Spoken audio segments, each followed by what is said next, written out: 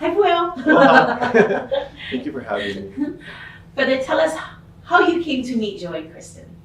In December 2016, a media company from Portland wanted to do a PBS documentary featuring STEM material, and they found Kanileʻa ukulele.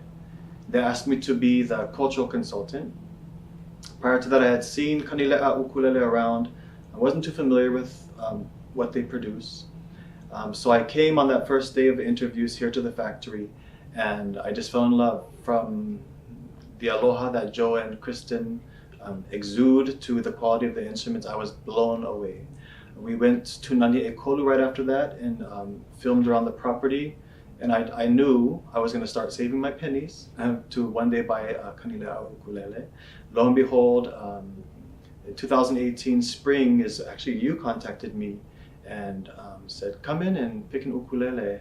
And I wasn't ready to pay for it yet, but I told my partner, I'm going to pick one, I'm going to start up my payment program, and I came home with something free, so I'm so honored.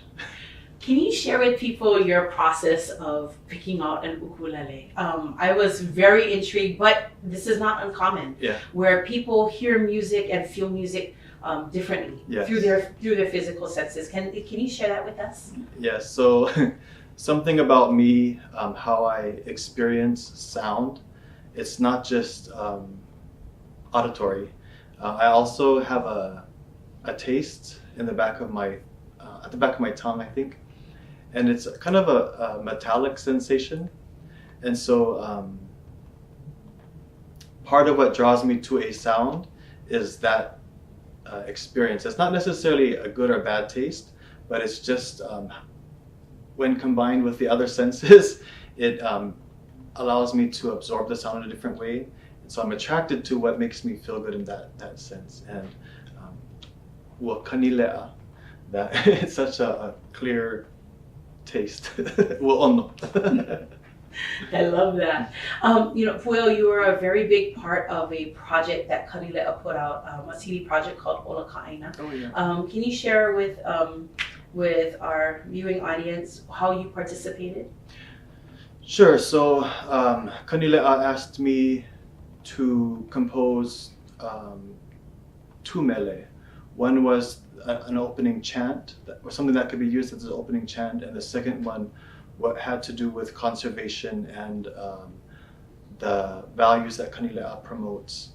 And so the Awana song is called He Ali'i Ka'aina. And if you go to Nani'ekolu, there's a plaque there. It says He Ali'i Ka'aina He Kawa Ke Kanaka. Land is the chief, humans are its servant. And so the mele that I produced for that actually takes Olelo no Eau, Okupo'e Kupuna, and arranges them in a way that allows today's generation and the next generations to know that concepts of hard work, concepts of conservation aren't new. They're actually, these are mana'o maina kupuna mai. So that was the awana that I composed, and I actually composed it in 2016 when I first came back from Nani'ekolu, and I had the opportunity to present that on the Ola Ka'aina CD.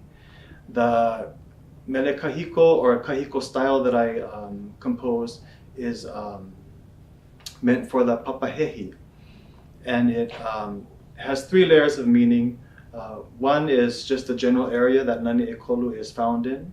The second is for the koa reforestation efforts of the Souza family in the forest and the natural life cycles of the koa tree.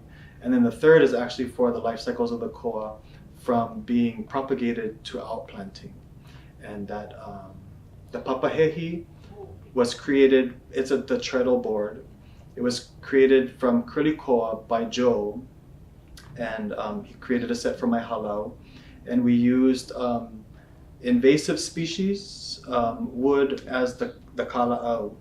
And so the koa, the traditional wood, is the foundation, and it represents the resounding effect that koa trees have across the forest or throughout the forest, and showing that we can even use these invasive things to support our reforestation project. So we removed these things from the forest and were able to make beautiful sound from them in a contemporary Hawaiian way. That's amazing. I love that. In the way of music, I think that Joe and Kristen were just as stoked to be able to work with you that very first time on the video project, knowing that you are an incredible singer, songwriter, award-winning artist. But what does it mean for you to be able to continue perpetuating language, music, culture, not just here in Hawaii, but worldwide? So I'm also a kumuhula, classically trained kumuhula. My formal uniki was through the Lanakila Keikia Hiali'i lineage. So that's Uncle George Naope. And his teachers that he unikied from included Joseph E. Lalaole and Tom Hiona, but he had other masters like Lokalia Montgomery, Kini Wilson, Daddy Bray, Iolani Luahine, so many. But the traditions that I inherited came to me for free, with the expectation that I share them freely. And so with that said, my decree that was given to me was you can't charge for hula, but you can charge for music. And so they taught me, Uncle George was a master entertainer himself, and I also learned entertainment from Enti Ke'ala Kukona. And they were masters in their own right. And Uncle George said, as long as you sing Hawaiian music, you'll always have a job here in Hawaii. So knowing that, I was trained to sing Hawaiian with the expectation that I can maintain my hula practices and that I spread this forward to the coming generations.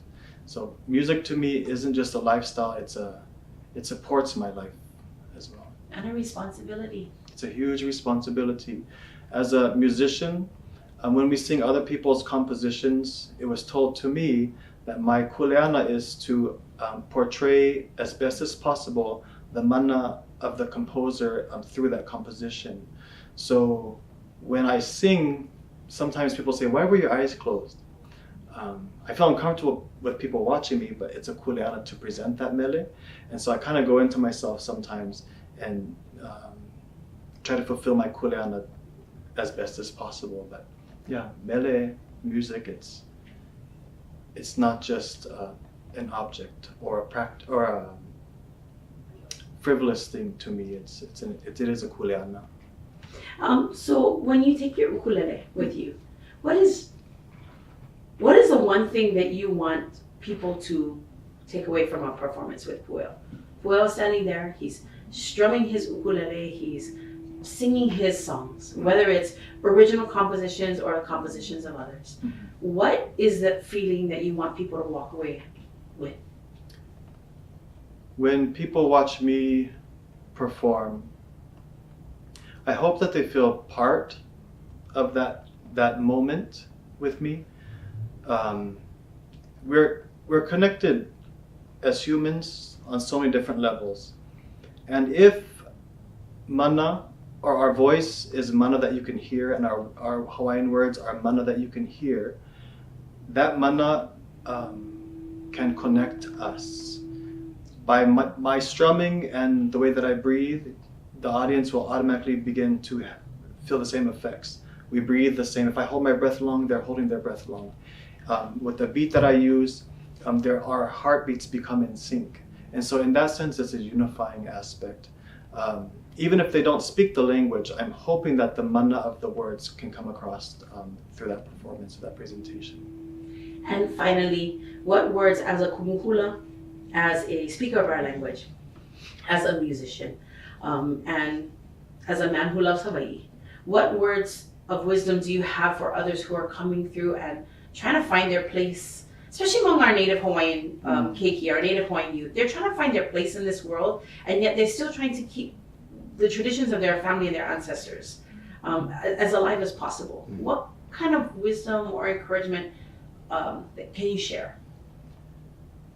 For upcoming artists or upcoming ukuleleists,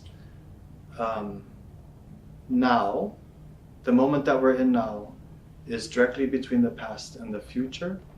And so if they make the most of now, it honors the past that has come up to that point. and it sets the foundation for them to move forward in a pono way. I was told, don't strum anything else on that ukulele until I learn my Hawaiian roots through this ukulele. So to this day, I can't play reggae. I cannot play other things because I don't feel I've mastered those things. But the ukulele, that's my limitation. That was my parameters that was given to me that I'm trying to uphold. But the ukulele is international. It can play any music. And so no matter what your culture is or your background is, as long as you're true to now and you're true to your foundation, you can use the ukulele to move forward in any direction that you want, because you can always come back to your foundation. So no matter what people say, being here and now, being at peace with that is what they should start with. And with the ukulele, as soon as you pick up and start strumming, you're in the here and now. Like, you feel it, you're creating joy for other people. And that's what you should do, create joy for other people. That's perfect. That's the end.